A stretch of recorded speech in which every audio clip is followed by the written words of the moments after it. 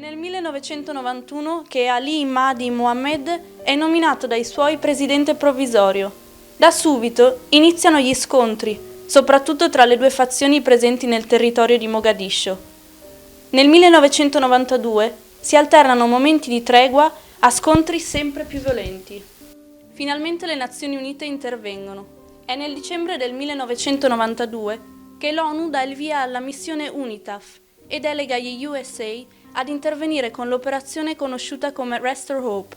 Lo sbarco dei Marines è pubblicizzato in modo spettacolare in Mondovisione e anche l'Italia partecipa, con l'operazione Ibis. I primi reparti italiani iniziano ad affluire in Somalia dal 13 dicembre del 92. A maggio del 93 la presenza straniera è avvertita come ostile, soprattutto dalla fazione di Aidid. Dal 1994 la situazione continua a deteriorare. Il 20 marzo la giornalista del TG3 Ilaria Alpi viene barbaramente assassinata insieme al cineoperatore Miran. Nello stesso mese di marzo gli USA lasciano la Somalia. L'Italia ritirerà il proprio contingente il 21 marzo 1994. Durante la missione perdono la vita 11 militari italiani e una infermiera volontaria della Croce Rossa. Il 20 marzo del 1994 un commando somalo uccide a Mogadiscio la giornalista Ilaria Alpi, inviata del TG3, e il suo operatore Miran. Erano nel Corno d'Africa per seguire la guerra che stava flagellando il paese e le missioni dell'ONU per salvarlo. Dopo l'uccisione, l'imprenditore italiano marocchino disse che non era stata una rapina, si vede che erano andate in certi posti dove non dovevano andare. Le salme di Ilaria Alpi e di Miran arrivarono il 22 marzo a Roma. Il 23 marzo i funerali di Stato per Ilaria Alpi.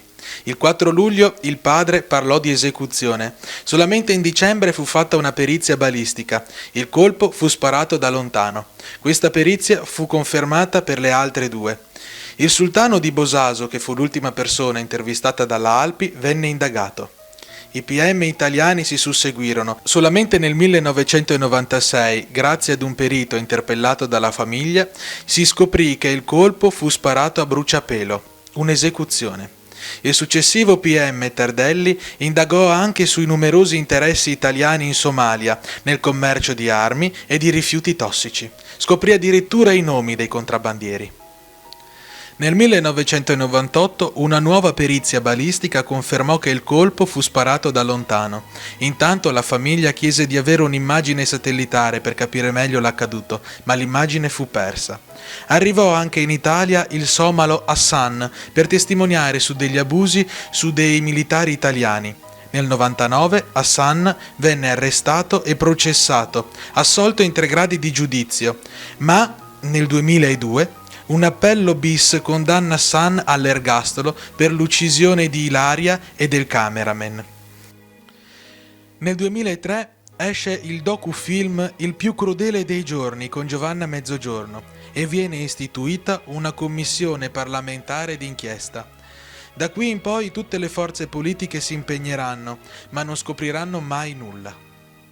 Ilaria e Miran sono caduti in un'imboscata dopo aver smascherato un traffico d'armi clandestino che riguardava anche la spedizione in Somalia di una partita di 5.000 fucili d'assalto e 5.000 pistole da parte degli USA, ufficialmente, ma in realtà attraverso una triangolazione che aggirava l'embargo decretato dal Consiglio di sicurezza dell'ONU nel 2002, trasportavano una partita destinata alla neonata Federazione Croato-Bosniaca durante la guerra nell'ex Jugoslavia.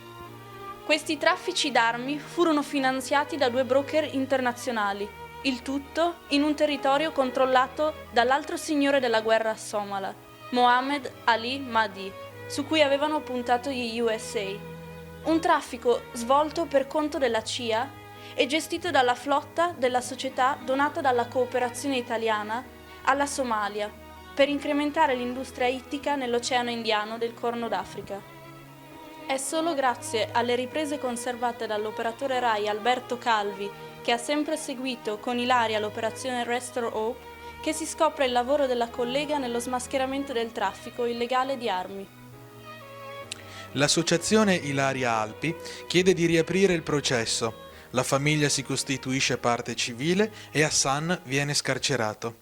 Così questo delitto resta tuttora impunito. Nel 2014, dopo 20 anni dal duplice omicidio di Ilaria Alpi e Miran, il governo avvia la desecretazione dei documenti. La presidentessa Laura Boldrini decide di riaprire il caso, coinvolgendo tutti gli italiani tramite Twitter.